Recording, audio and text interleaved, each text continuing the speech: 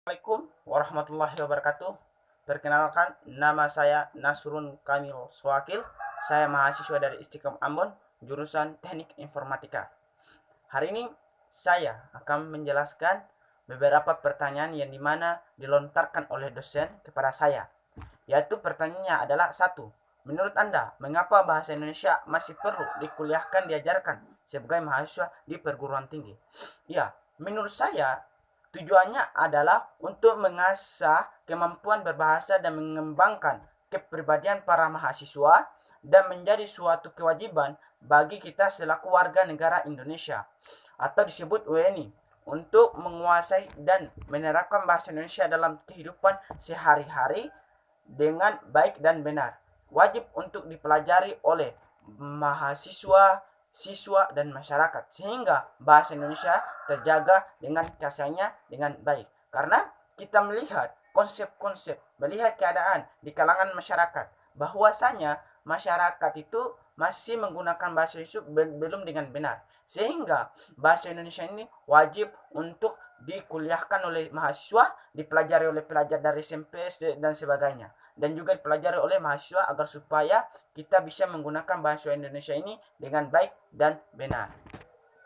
Pertanyaan kedua, bagaimana bentuk kesetiaan dan kebertanggungjawaban saudara sebagai generasi muda terhadap penghargaan-penghargaan bahasa Indonesia?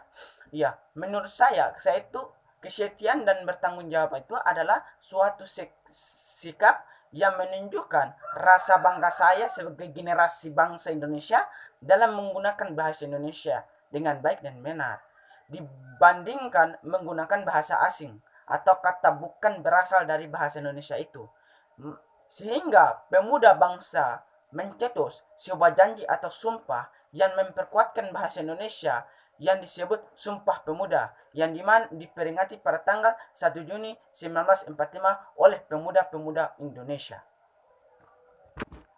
Pertanyaan ketiga, bagaimanakah sikap saudara sebagai pemilih dan pemakai bahasa Indonesia dalam ikut serta mengembangkan fungsi bahasa Indonesia sebagai lambang identitas nasional?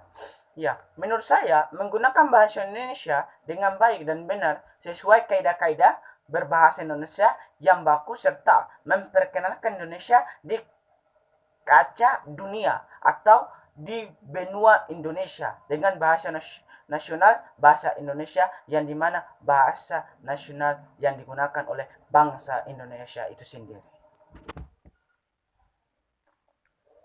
Pertanyaan keempat, hal apa saja yang telah saudara dapatkan ketahui selama 7 pertemuan dalam kuliah bahasa Indonesia? Yang ke-1, literasi digital. Kedua, ragam bahasa Indonesia. Ketiga, berdasarkan jenis pemakaian. Keempat, ragam bahasa menurut pandangan penurut. Yang keempat, yang kelima itu fungsi dan kedudukan. Habis itu sejarah Indonesia. Habis itu beberapa tugas-tugas yang telah diberikan. Ela ibu mai fosu. Fosso, viaje. Mai fosu. Mi filele. Imi yo mau ferle profila.